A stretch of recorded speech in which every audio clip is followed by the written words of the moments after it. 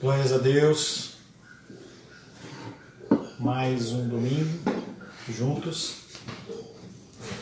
através desta ferramenta que Deus preparou antes da fundação do mundo, para nessa época de pandemia nós pudéssemos estar juntos. Louvamos a Deus por mais esta oportunidade de podermos ouvir a respeito da sua santa e bendita palavra. Que bom que você está aí. Que bom que você acordou, que você não se deixou levar pela preguiça, mas que você que entende que o Senhor está voltando. Nós temos que nos apresentar a Ele como servos, como servas agradáveis à sua presença. Oremos. Senhor, em nome de Jesus, te louvamos por mais esse dia de vida, por mais esta oportunidade de nos reunirmos como igreja, ainda não de uma forma presencial, mas unidos pelo mesmo Espírito. Queremos, Pai, pedir ao Senhor que o Senhor os abençoe nesta manhã, que o Senhor fale conosco, que o Senhor nos dê direção, que o Senhor nos dê um entendimento, que sobre nós esteja o Espírito de sabedoria e capacitação, Pai. Peço que o Senhor me capacite a ser instrumento da Tua vontade nesta manhã, para que Teu nome seja glorificado e os Teus filhos e filhas possam aprender mais de Ti. Oramos em nome de Jesus. Amém. Amém. Graças ao nosso bom Deus. Graças ao nosso bom Deus. Quero saudar você que está chegando agora com a paz do nosso Senhor Jesus Cristo. Nós precisamos de paz. Paz é uma das composições, um dos elementos do nosso fruto do Espírito. Nós já tratamos sobre esta paz. Uma paz que Cristo, quando Ele entrava, Ele falava: paz esteja convosco. O mundo hoje é um mundo que não tem paz. É um mundo que não se manifesta o fruto do Espírito. Os cristãos estão cada vez mais amoldados a formas e princípios do mundo, igrejas que se denominam inclusivas, mas que na verdade estão apenas pervertendo o Evangelho e levando multidões para o inferno. E nós lutamos para tentar de alguma maneira buscar o entendimento correto das Escrituras, nem a mais nem a menos. Mas viver neste mundo, nas condições que nós vivemos, com esta pressão espiritual, não é fácil.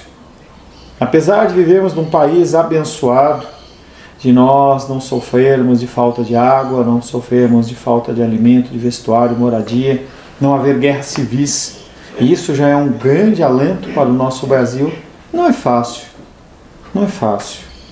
Temos estudado, estamos na reta final do estudo dos frutos da carne e o fruto do Espírito. Faltam apenas mansidão, que nós começamos na semana passada, e o próximo item, que é domínio próprio.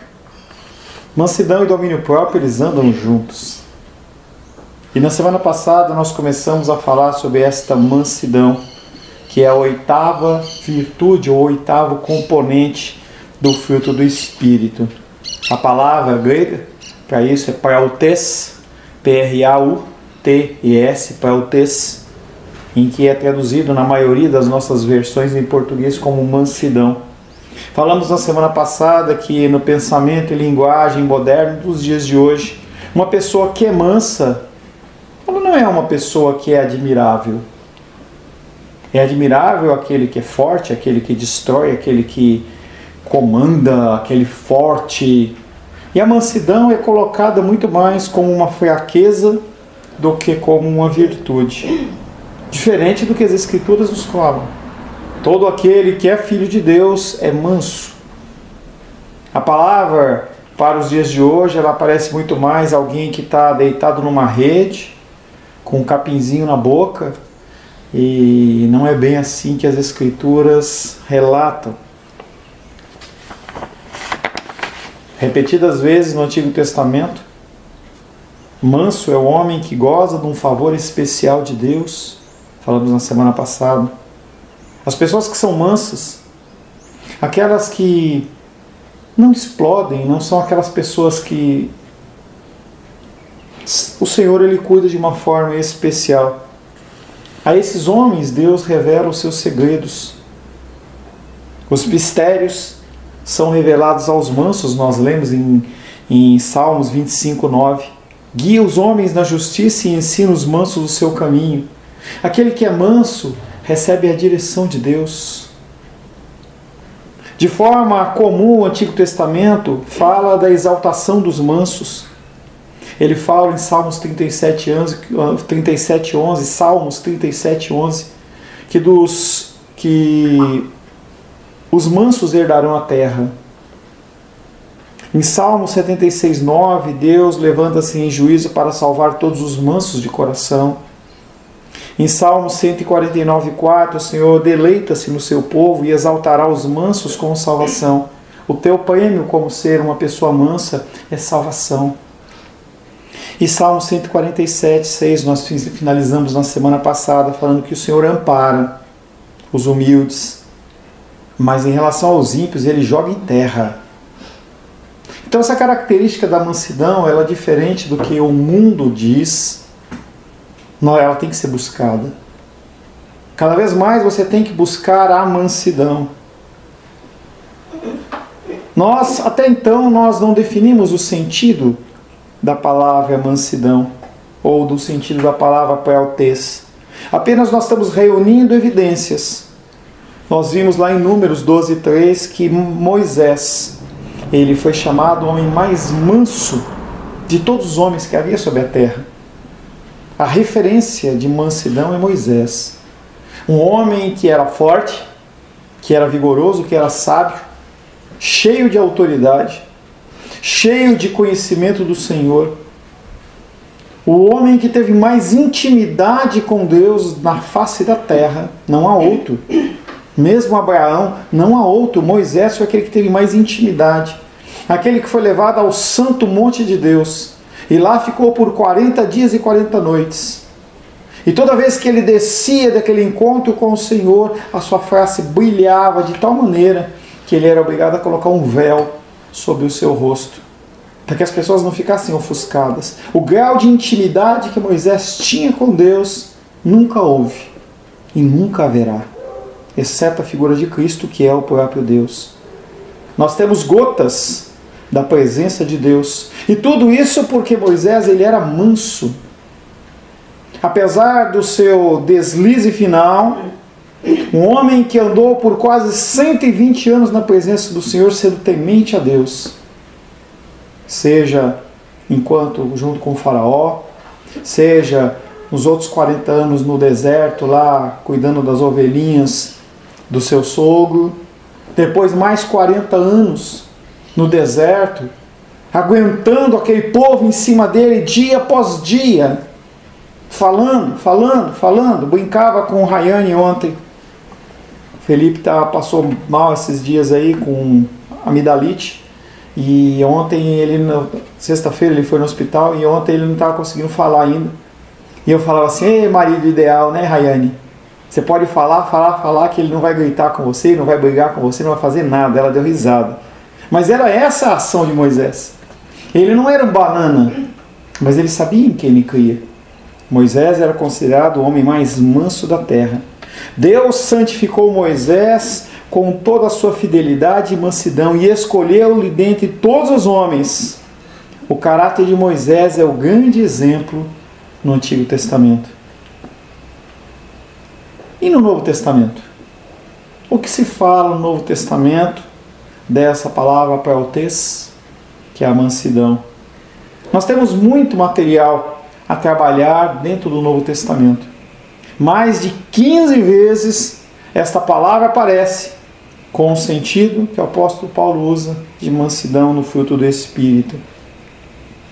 Mas nós vamos continuar expondo apenas evidências, porque mais fácil do que eu simplesmente trazer uma definição formada para você, é estabelecer comparações para que você possa entender que mansidão tem a ver com isso, ou não tem nada a ver com outra coisa. Em primeiro lugar, vamos analisar as palavras que aparecem juntas com mansidão, como casais, como o noivo e a noiva. Mansidão primeiro aparece junto com a palavra agape, que é o primeiro fruto do Espírito, o primeiro elemento do fruto do Espírito, que é o amor divino de Deus, aquele amor incondicional. Foi a primeira bênção que nós vimos. Paulo pergunta aos coríntios se eles querem que ele vá com a vara de castigo ou com o amor e espírito de mansidão. Está lá em 1 Coríntios 4, 21. A primeira carta de Paulo aos Coríntios, ou Coríntios, ela foi uma carta dura, porque aqueles homens que se diziam ter todos os dons espirituais, eles não faziam por merecer, eles não agiam conforme, e havia toda sorte de abominações no meio daquelas pessoas. E Paulo manda uma carta dura, e ele pergunta para eles: vocês querem que eu vá a vocês com uma vara de castigo ou com amor e espírito de mansidão? Já vimos que agape significa benevolência invencível e a boa vontade inflexível que nunca se transformará em amargura. O amor de Deus, ele não fica amargo. Ele não é medido pelo que você fala ou o que você faz. E a mansidão também tem que ser nesta mesma vertente. Eu não posso ser manso com alguns e não ser manso com outros. Não é um seletor de canais, não é um controle de televisão em que você decide ser manso com um ou ser manso com outro. Eu sou manso com quem me ama. Eu sou manso com quem me trata bem. A gente vê isso recheado na internet, aquelas frases que nascem do coração de homens pecaminosos, coachings e toda sorte de coisas, de pessoas que falam: cuide-se, cuida de quem cuida de você, ama quem te ama. Isso não é cristão. Você quer viver esse caminho? Abandona as Escrituras. Mansidão é como o amor de Deus. Ele não é medido pelo que fazem a você. É uma decisão. Você decide, segundo o ensinamento das Escrituras, a ser manso, da mesma maneira como Deus o é com você. E ame a Deus sobre todas as coisas e ao próximo como a ti mesmo. Ame ao próximo com amor agape, como o amor de Deus é sobre a sua vida. Seja manso com esta mansidão de Deus com os seus irmãos. O amor de Deus, como a mansidão, nunca se transformará em amargura, mas sempre procurará o bem do homem, sem importar-se com o que este fizer. É algo das coisas mais difíceis. O fruto do Espírito nas suas 9 graças não é fácil. Talvez nenhum ser humano na face da terra tenha conseguido, exceto Cristo, atingir a sua plenitude ou chegar perto de. Porque o mundo, Satanás, as pessoas sabem muito bem como alcançar o nosso calcanhar de Aquiles. Aquela pancadinha que ali você perde o controle. Há, portanto, uma conexão entre amor e mansidão. Quando você pensar em mansidão, você pensa no amor de Deus, que entregou seu Filho amado para morrer por você na cruz do Calvário. Mansidão também ocorre ao lado de clemência. Aristóteles, um grande filósofo grego, falou dela como a qualidade que é justa e às vezes melhor do que a justiça, a clemência. Falou como a qualidade que corrige a lei quando esta falha por causa das suas generalizações. E aí nós temos a lei e você tem que saber executar a lei. Exemplo, dia do Senhor. Já falei isso para vocês e retorno. Qual é a única motivação para que você não esteja na casa do Senhor, não esteja na presença do Senhor, no dia do Senhor? Ação da misericórdia. Se você vê alguém sofrendo, se alguém que precisa de uma ajuda real, não encher a laje, não fazer a faxina, não passar roupa, não é isso. Alguém que precisa realmente de uma ajuda. Você abre mão daquilo que é o mais importante para ajudar as pessoas. Qualquer outra opção, você está em pecado. Você está em pecado. Ou a clemência é você saber utilizar as Escrituras de uma forma segundo a orientação do Espírito. Não é uma liberdade para você distorcê-la, porque ela é alicerçada numa série de pontos e você não pode fazer uma coisa sem desfazer outra. Você tem que tomar muito cuidado em relação a isso. Grande parte das heresias nas igrejas de hoje ocorrem porque as pessoas elas querem analisar as Escrituras segundo o espírito de porco que está sobre elas, não o Espírito Santo. E você tem que tomar cuidado em relação a isso. Há ocasiões em que é necessário proceder com base na equidade e não na justiça legalista, que era algo que Jesus Cristo ele confrontava os fariseus. Eram homens que, se o boi deles caísse numa cova, eles moviam mundos e fundos para tirar o boi de lá. Mas a pessoa que estava precisando de uma cura naquele dia de sábado, naquele dia de descanso, não poderia ser alcançada, porque eles eram legalistas. Clemência é o contrário de ser legalista. Há ocasiões em que as decisões precisam ser tomadas não conforme as regras e os regulamentos ditam, mas num espírito que transcende a lei. A palavra mata e o espírito vivifica. Não é que a lei, que a palavra ela tem que ser deixada de lado, não é isso. Mas você tem que saber analisar a lei segundo o entendimento das Escrituras, segundo a iluminação do Espírito Santo, para que você não incorra no legalismo. Há circunstâncias que tornam injusta a aplicação rigorosa da lei. E clemência é a qualidade que sabe quando a lei deve ser, por exemplo, esquecida, passando-se a lidar com os outros, não segundo a lei, mas segundo a misericórdia e o amor. E a gente vê essa ação, por exemplo, dentro da nossa sociedade, em que um homem que mata outro, ele tem provavelmente a mesma punição do cara que rouba uma galinha porque ele está com fome. E não estou justificando que o cara tem direito a roubar a galinha ou roubar a banana, não é isso. Mas uma pessoa que fez isso não pode ser julgada da mesma maneira com a outra que matou uma pessoa. E a gente tem visto esta inversão dentro da sociedade, em que nós temos que cuidar da natureza sim. Mas se você matar alguém, você pode ser solto. Mas se você cometer um crime ambiental, você é um crime inafiançável. Você vê que não tem sentido isso. Em 2 Coríntios 10, 1, Paulo coloca junto as palavras. Abre aí, 2 Coríntios, capítulo 10, verso 1. Coríntios. 2 Coríntios, capítulo 10, verso 1.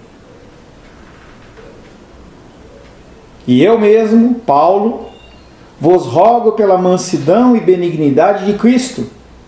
Eu que, na verdade, quando presente entre vós sou humilde, mas quando ausente, ousado para convosco. Paulo coloca junto as palavras mansidão e clemência e as aplica a Jesus, que é o nosso exemplo. Eu não sou o seu exemplo. O seu marido, o seu pai, o seu avô, não é o seu exemplo. O seu exemplo é Cristo.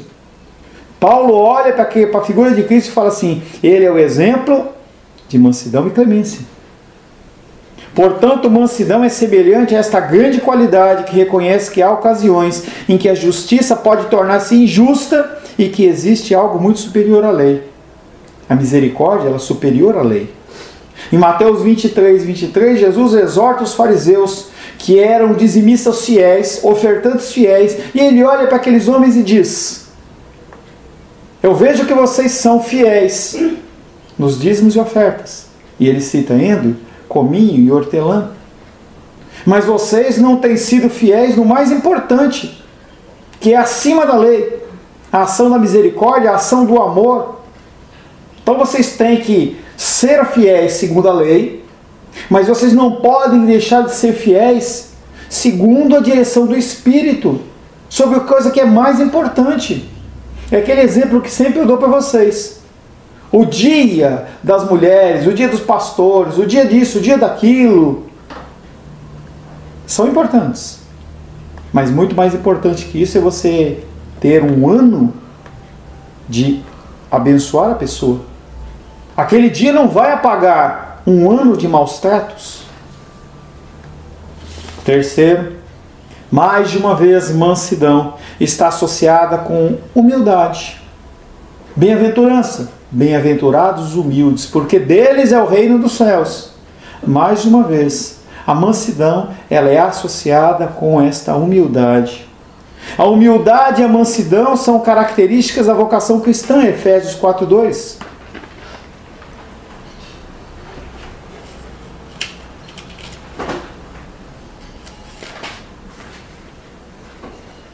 Efésios 4:2 diz, 4:1: Rogo-vos, pois, eu, prisioneiro no Senhor, que andeis de modo digno da vocação a que fostes chamados, com toda humildade e mansidão, com longanimidade, suportando-vos uns aos outros em amor. E a mansidão tem muito a ver com você suportar o outro. As mexidas, entendeu? Os hormônios, o mal-estar. Os eleitos de Deus se revestirão da humildade, demente de mansidão, Colossenses 3:12.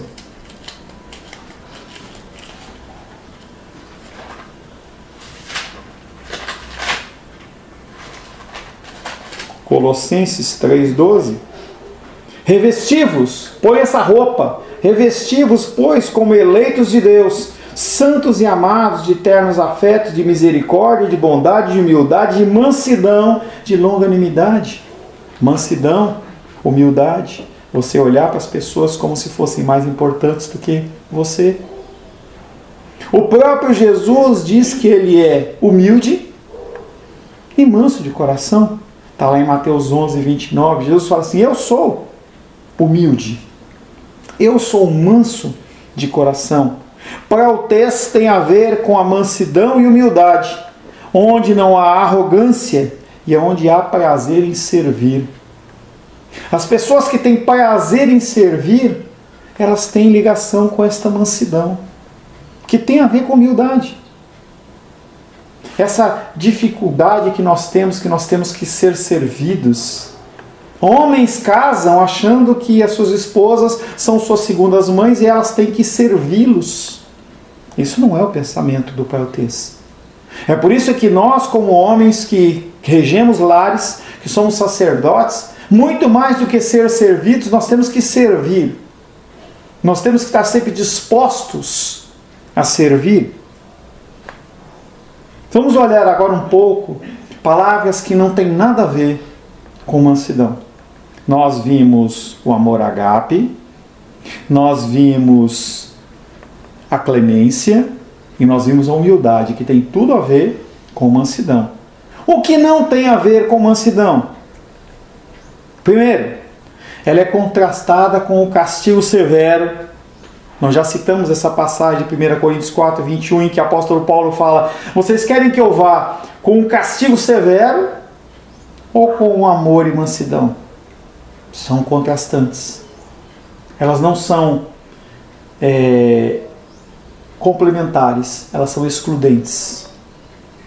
Ou você é extremamente severo, ou você é clemente, ou você é manso.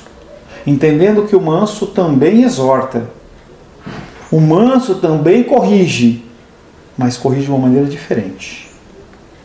Ontem estava falando com uma pessoa e a pessoa foi extremamente dura comigo no telefone. Excedeu. E aí eu mandei uma mensagem, repreendendo com muita calma, e falei assim: eu estou fazendo isso porque eu quero você semelhante a Cristo. Deu 2 horas, a pessoa mandou uma mensagem: eu agradeço porque você me chamou a atenção. Eu quero pedir um favor. Toda vez que você me ver exceder, me chama a atenção. Então ser manso não é aquele que não exorta, mas que exorta com palavras de sabedoria. A palavra é temperada. Daqui a umas 2 horas, mais ou menos, a gente vai estar almoçando. E você vai querer comer uma comida bem temperada. Uma comida sem nada de tempero, insossa. Uma palavra muito temperada, com muito sal. Pimenta, eu não sou muito chegado em pimenta, mas tem aquele sabor apimentadinho que ele é gostoso. Agora, se você colocar muito, aquele negócio, aqueles desenhos que o cara fica vermelho, sai foguinho pelos ouvidos, não é algo agradável. Prautez é o antônimo da disciplina severa, que aplica o castigo exigido pela justiça rigorosa. Eu tenho direito a cobrar isso de você, mas eu não vou cobrar. E a pessoa que não é clemente, que não é mansa, eu quero todo o valor. Me traz à memória agora a parábola do credor incompassivo, que aquele rei ele faz aquela aparato, né? Ele faz aquele censo de quanto as pessoas estão devendo para ele, chega numa pessoa lá que é o que devia mais e um valor acima do que nós podemos pensar, vamos lá, $1 bilhão. E aquele rei fala assim, não, você tem que me pagar. E ele fala, eu não tenho, mas eu vou pagar para você. E o rei olha para ele e fala assim, não vai pagar nada. Vamos fazer o seguinte, deixa para lá. Está liberado. E aí aquele homem sai dali, depois de ter recebido a ação mansa daquele rei, e ele olha para aquele homem que deveria uma mixaria em relação a $1 bilhão, R$100, R$1.000, e ele fala, você vai ser preso, vamos vender seus filhos, vai vender todo mundo, enquanto você não pagar tudo, você não é solto. Aquele homem não agiu como o quê? Mansidão. Ele tinha direito? Claro que tinha. O castigo severo, mesmo justo, ele é contrário à mansidão. Segundo, essa palavra prautez, mansidão, ela é contrastada com o espírito de discussão. Você conhece aquelas pessoas que são barraqueiras? Tudo a pessoa cria o caso. Confusão. Se você fala, a pessoa discorda. Tem até uma palavra, uma frase de um revolucionário, fugiu o nome, em que ele fala assim, se há uma questão eu sou contra. Che Guevara. Se há uma questão eu sou contra. Não importa qual é. Essa pessoa, ela não é mansa. Nas epístolas pastorais, o dever do ministro cristão é conclamar todos os homens a não serem barraqueiros, confusão, homens que geram contendas, mas a darem provas de cortesia para com todos os homens. Abre Tito, capítulo 3, verso 2.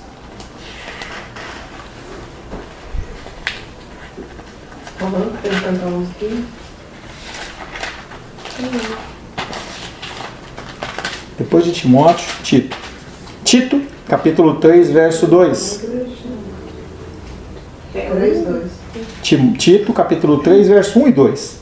Lembra-lhes que se sujeitem aos que governam, às autoridades, sejam obedientes, estejam prontos para toda boa obra, não difamem a ninguém, nem sejam altercadores, mas cordatos, dando provas de toda cortesia para todos os homens. E esse altercadores aí é a cara que faz com que a confusão. Prautez é o contraste disso. Prautez é o antônimo do espírito agressivo, que vive em guerra com todo mundo. Nós temos que ser mansos, não geradores de contendas. Como você pode ser manso se você não lê as Escrituras? A única forma de você ser trabalhado na sua mansidão é a leitura das Escrituras.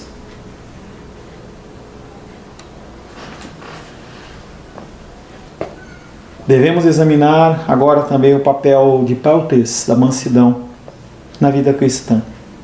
O que esta mansidão faz na nossa vida? Será que ela é necessária? Será que eu posso colocá-la realmente por último? Eu vou me preocupar com amor, pastor Paulo. Amor, paz, longanimidade, com alegria. Essa mansidão, eu vou deixar um pouquinho para trás. Prautez é o espírito em que se deve aprender. Os homens devem receber com mansidão a palavra que pode salvar a sua alma. Está lá em Tiago 1:21. Se você não é manso, você não recebe a palavra. Será que é importante mansidão na sua vida? Será que a mansidão ela tem alguma ação na sua vida?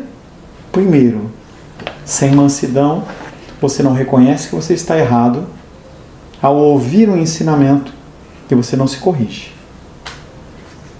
Diferente de você ser uma pessoa que é como a onda do mar que Tiago fala, em que um dia você acredita, não acredita, você acredita numa coisa, no outro dia você acredita outra, é diferente.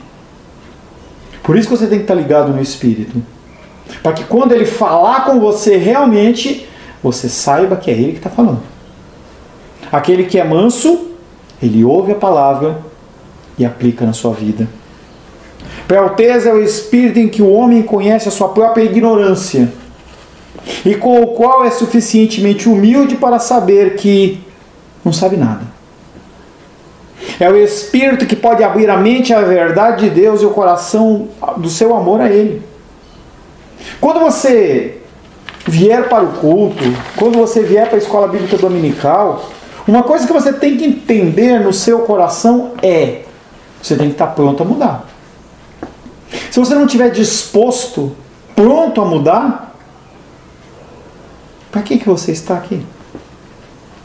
Só para acumular sobre a sua vida mais juízo, mais julgamento? Porque se você não está disposto a mudar, você está perdendo seu tempo. As palavras que são faladas aqui ou em igrejas que pregam a palavra são palavras que não vêm para confortar o seu ego, nem dizer que você é a ovelhinha de Jesus. É algo que nós ensinamos errado para as nossas crianças logo cedo nas escolas dominicais. Sou ovelhinha de Jesus. Não, você é um miserável. É claro que você não vai falar isso para uma criança, mas você tem que começar a ensiná-la que ela não é tão boa assim. Ela não é tão perfeita assim.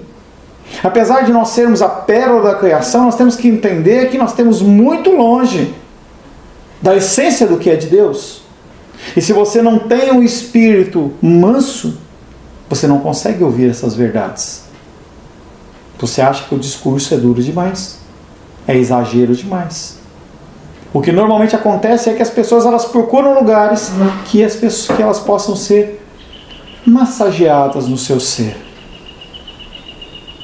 Peotez é o espírito em que a disciplina ela deve ser exercitada. Como assim exercitada, pastor? Se você não praticar, você não vai ficar manso. Aquela visão, e eu falo, já falei repetidas vezes, aquela visão de que você fala, Deus me faz manso, e aí Deus ele te dá uma pílulazinha e você toma, agora eu sou manso, isso não existe. Todas as características, elas têm que ser trabalhadas. Por isso que a santificação é chamada de santificação progressiva. Em que Deus ele prepara a situação para que você passe e você cresça. Não tem como você ser uma pessoa que corre 5 km sem se cansar, sem você começar correndo 100 metros. Você começa caminhando, você vai aumentando, você trota, você começa a correr. Eu vejo as postagens do nosso irmão Moisés, e ele está lá na academia e tal, e aí, para aquele eu vejo que ele puxa os ferros um peso bem pesado, tal, mas antes dele chegar naquilo, ele começou no menor. Antes de você ser manso, como Cristo, você tem que começar esse processo. Por isso que quando se fala no evangelismo, ele fala primeiro com a família, depois com os amigos, depois com os inimigos, depois com os fins da terra. Se você não consegue ser manso com a sua família, como é que você vai ser manso fora? Não há possibilidade. Como é que você vai ser manso com os seus inimigos? Peotez é o espírito em que a disciplina deve ser exercitada, em que as falhas dos outros devem ser corrigidas, sim. O conselho de Paulo é que se alguém for surpreendido em alguma falta, certamente deve ser corrigido, mas a correção deve ser dada e aplicada com mansidão. Gálatas 6:1.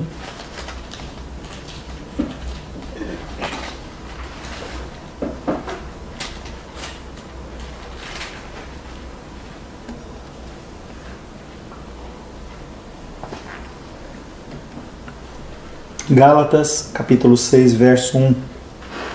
Irmãos, se alguém for surpreendido em alguma falta, vós que sois espirituais, corrigiu com espírito de brandura, e guarda-te para que não sejas também tentado. O apóstolo Paulo ele fala assim: nós temos a obrigação de corrigir uns aos outros. Então, naquele exemplo que eu dei de ontem, do amigo meu, eu poderia ter ficado quieto. Criado no meu coração amargura, mas eu me expus. Mas da mesma maneira que eu podia ter recebido uma resposta como eu recebi mansa, eu poderia ter recebido uma resposta 10 vezes pior. A nossa obrigação, quando nós surpreendermos algum irmão em alguma falha, em pecado, nós temos que, com muita mansidão, repreendê-los. Não no sentido de nós mostrarmos que nós mandamos, não no sentido de mostrar que nós podemos, que nós somos mais fortes, mas no sentido de que nós temos o objetivo de construir, não de destruir. Às vezes a gente vê algumas cenas na televisão, em noticiários, de animais que estão feridos, foram maltratados. E se a pessoa chegar de sopetão, aquele animal, mas aí você vai com calma, aquele animalzinho vai acalmando, acalmando, daqui a pouco ele descansa.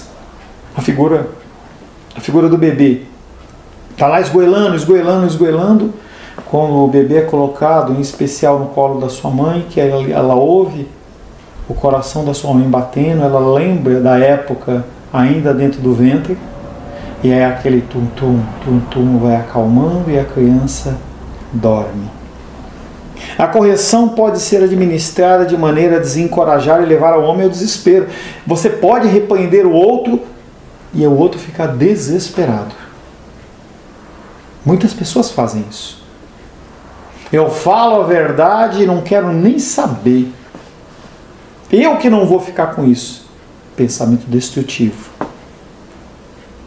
As pessoas elas podem corrigir os outros no sentido de destruí-los, mas também pode ser aplicada de maneira que você ergue o homem, tornando-o resoluto no sentido de agir melhor e tendo a esperança de que se comportará melhor. Você consegue.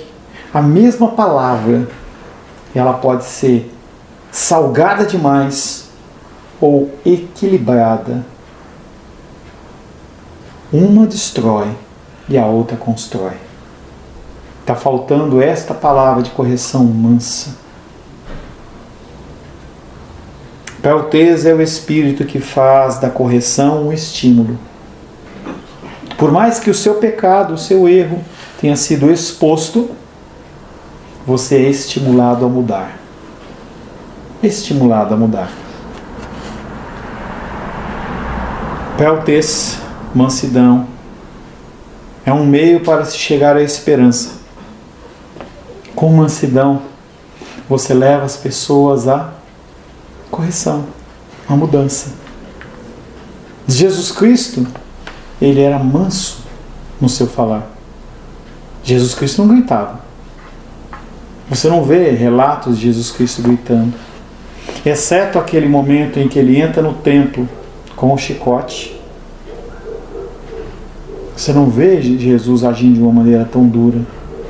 Sim, ele chama às vezes os homens de hipócritas. A gente vê João Batista chamando as pessoas que vinham sendo batizadas de raça de víboras. Mas entenda que mesmo esta ação dura, dirigida pelo Espírito, ela é mansa. Algumas pessoas você pode ser extremamente manso e exortar bem de levinho. Em algumas você tem que ser mais duro, mas isso não quer dizer falta de amor. É aquela máxima que diz que quando você tiver que corrigir o seu filho, não é para deixar de bater, mas não bata com ira.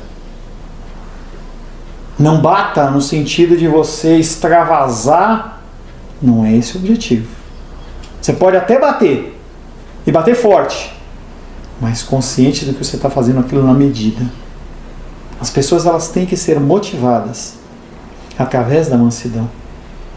A palavra de Deus diz que a palavra branda, a palavra mansa, ela desvia o furor, faz com que aquela ira que está incendiando o coração da pessoa seja aplacada.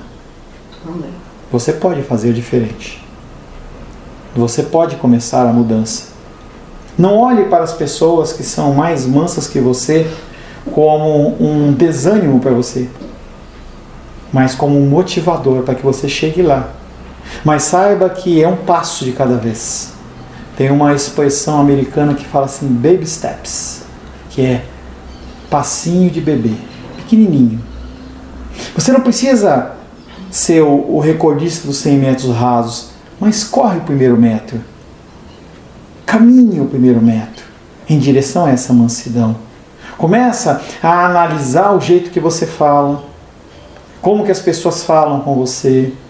Ouça mais e você vai começar a perceber que aquilo que antes passava desapercebido começa a passar para você de uma forma em que você consegue refletir. E você percebendo, você vai primeiramente, a primeira coisa que vai acontecer é que você vai ficar com vergonha. Mas numa sequência o que vai acontecer é que você vai ser mudado e transformado. Nós precisamos desta mudança e dessa transformação. Nosso primeiro período de aula já foi. Nós vamos retornar daqui a 15 minutos. Não 9, 10h45, mais 10h40, nós estamos parando 5 minutos antes. Não vá procurar o que fazer. Não vá se preocupar com outras coisas que você vai esquecer de voltar. Tem esse tempo ainda que nós vamos ter como algo importante. Você não vai morrer de fome. Aquilo que não é emergencial, deixa para depois. Não vai sair de casa para tentar ir fazer um mercado que não vai dar tempo e você vai perder a escola dominical. Eu espero você às 10h40 para nós retornarmos com a terceira e última parte sobre mansidão. Deus te abençoe.